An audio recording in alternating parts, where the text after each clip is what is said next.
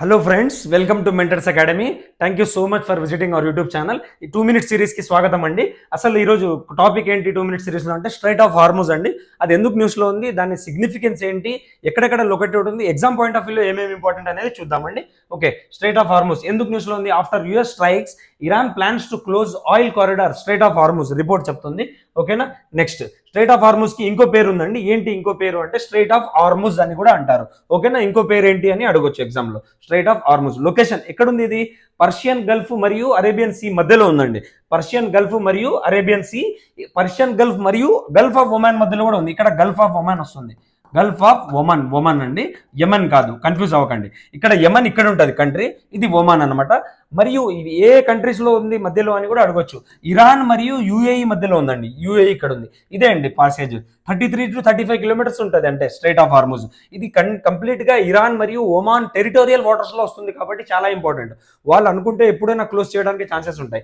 India more than 40% oil ఇక్కడ నుంచి ఈ ఏరియా నుంచి ఇంపోర్ట్ చేస్తుందండి, కాబట్టి కూడా ఇంపార్టెంట్. సౌదీ అరేబియా ఇక్కడ ఉంది, ఇరాక్ ఇక్కడ ఉంది, ఇరాన్ ఇక్కడ ఉంది. ఓకే, చూసుకోవచ్చు మీరు. ఇది పర్షియన్ గల్ఫ్ మరియు గల్ఫ్ ఆఫ్ ఒమాన్ మధ్యలో ఉంది.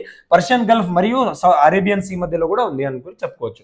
సరేనా, నెక్స్ట్ ఏంటి ఇంపార్టెంట్ పాయింట్స్ ఏమున్నాయి, ఎగ్జామ్ రిలేటెడ్ ఏం పాయింట్స్ ఉన్నాయి అంటే ఇది పర్షియన్ గల్ఫ్ మరియు Gulf of Oman and Arabian సీకి కనెక్టెడ్ గా ఉంది. ఇందాక చూసాం మనం డయాగ్రామ్ లో.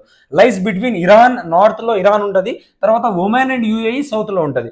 ఏ కంట్రీస్ కి మధ్యలో ఉంది అని అడిగితే ఇరాన్ మరియు యుఏఈ అనమాట. ఇరాన్ మరియు సౌదీ అరేబియా ఇక్కడ ఉంటుంది, యుఏఈకి దగ్గరలో ఉంటుంది అనమాట. ఇరాన్ మరియు యుఏఈకి మధ్యలో ఇది ఉంటుంది straight of Hormuz. Iran is located on the north Coast while the UAE is on the south Coast. Okay, north లో ఏది ఉందంటే ఇరాన్, సౌత్ లో ఏది ఉందంటే UAE. The Gulf of Oman is on the Strides east while the Persian Gulf is on the west. Persian Gulf west లో ఉంది, east లో Gulf of Oman ఉంది. చూసారు మీరు ఇందాక డయాగ్రామ్ లో.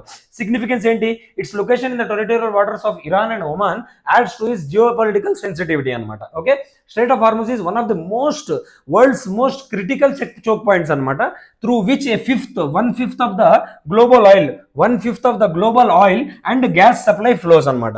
తర్వాత ఇంకా ఎందుకు ఇంపార్టెంట్ అంటే about 30% of the world's liquefied gas and 25% of oil pass through the strait of Hormuz అనమాట. ఇంత ఇంపార్టెంట్ అందుకని. ఓకే, ఇంపార్టెంట్ ఐలాండ్స్ ఏమున్నాయి ఎగ్జామ్ పాయింట్ ఆఫ్ వ్యూలో దీంట్లో అంటే some of the islands located in the strait of Hormuz are Hengam ఒకటి ఉంది, Hormuz plus ఖిషిమ్ అనమాట. ఈ ఐలాండ్స్ ఉన్నాయి. నెక్స్ట్ ఎంసీక్యూ రిలేటెడ్ ఎగ్జామ్ లో ఏం అడగొచ్చు, ఎంసీక్యూ ఎలా అడగొచ్చు? Which of the following statements about the strait of Hormuz is correct? It connect the Persian Gulf with the Arabian sea అని అడుగుతున్నాడు. కరెక్టే కదండి. It is located between Iran and Yemen అంటున్నాడు. కీవర్డ్స్ అనమాట. కీవర్డ్స్ చూడాలి. యమనా కాదు కదా, ఒమన్ కదా. సెకండ్ వన్ ఎలిమినేట్ చేయండి. ఎలిమినేట్ చేస్తే ఆన్సర్ వస్తుంది కదా, 1 and 3. It is a major choke point for global oil shipments. చెప్పాం మనం, India more than 40% of oil ఇక్కడ నుంచే ఇంపోర్ట్ చేస్తుందని. Okay, straight of Hormuz is narrow water way అన్ని చెప్పాను మీకు. ఓకే, నెక్స్ట్ ఇంకేం ఉండొచ్చు? World's most significant oil check point with రఫ్లీ 20 to 30% of global oil passing through it. ఓకేనా, ఇదండి స్ట్రైట్ ఆఫ్ హార్మూజ్ అనేది. Thank you so much for visiting our YouTube channel. Please share, like and subscribe. ఈ document నేను Telegram ఛానల్లో పెడతాను. త్వరలో మనం యాప్ కూడా లాంచ్ చేస్తున్నాం, అందులో కూడా పెడతానండి. Right, thank you.